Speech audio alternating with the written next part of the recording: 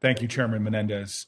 I appreciate both Mr. Nichols and Mr. Robinson being here, and I want to jump right in. I know this issue was discussed a little bit earlier, but I'd like to get back to it. Reports really suggest that both China and Russia are engaging in an active propaganda and disinformation campaign in Latin America, as they're doing in other parts of the world, obviously, but China and Russia have really sought to undermine the democratic values and damage the overall reputation of the United States. And so I'm wondering, what is the State Department's Global Engagement Center doing to counter the Chinese and Russian government's disinformation in Latin America and the Caribbean?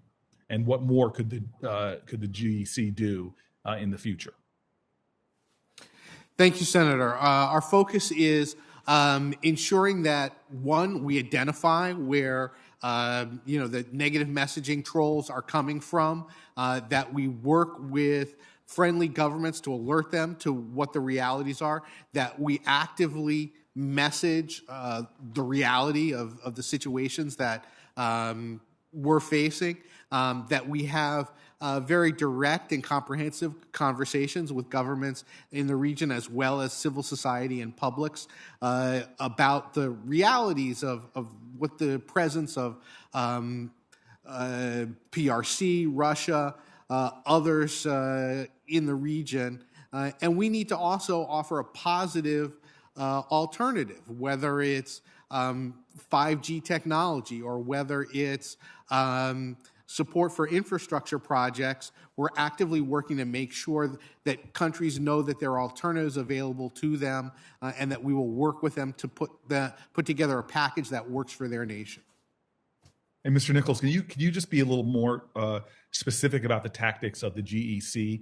What are some of the specific activities they're doing, and what more would you like to see them do?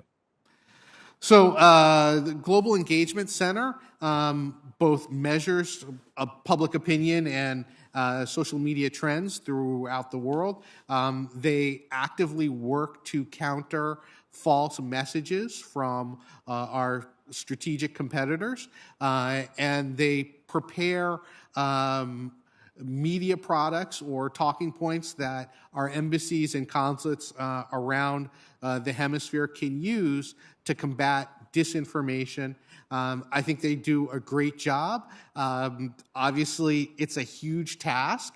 So the resources that they have to bring to bear to this limit somewhat the ability to accomplish those goals. But I think they're doing vital work.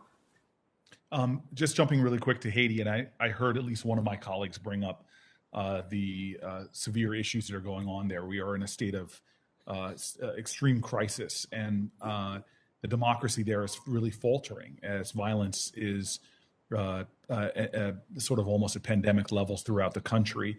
Not to mention the challenges with the natural disasters that we've seen there.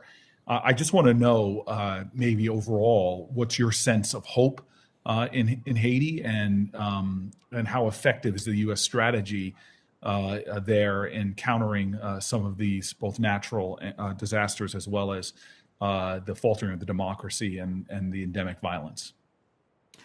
Thank you for that question, Senator. The situation in Haiti is a critical challenge for our hemisphere. Haiti faces collapsed government institutions, deep political polarization, criminal and gang violence, lack of economic progress. We are working together with our partners around the world to try and support the Haitian people at this crucial moment, and to promote a Haitian-led solution to those challenges. That promotion means our advocacy and encouragement on the ground, the leadership of our chargé, Ken Merton, that involves interaction at high levels, be it Secretary Blinken or other senior officials in Washington, and collaboration with international partners like Canada, France, Brazil, to support Haiti. And then lastly, a few seconds left. I continue to be dissatisfied with the level of diversity at the State Department. And I know there's a lot of good efforts going on to try to get more diverse and inclusive members, employees at the State Department, and I myself have worked with other senators to try to do things from sponsoring internship programs and other fellowship programs. But I'm curious if you have any advice for me, who just, especially as I travel the globe and visit with our State Departments, I'm surprised at the lack of diversity. I wonder if you have any advice to me about what more we could be doing to promote diversity within the State Department. I think recruiting is the first crucial step. I think the fellowship programs, Wrangell and Pickering, are vitally important. I think retention is crucial, and in our Bureau, we have several parallel programs to support retention of a diverse workforce.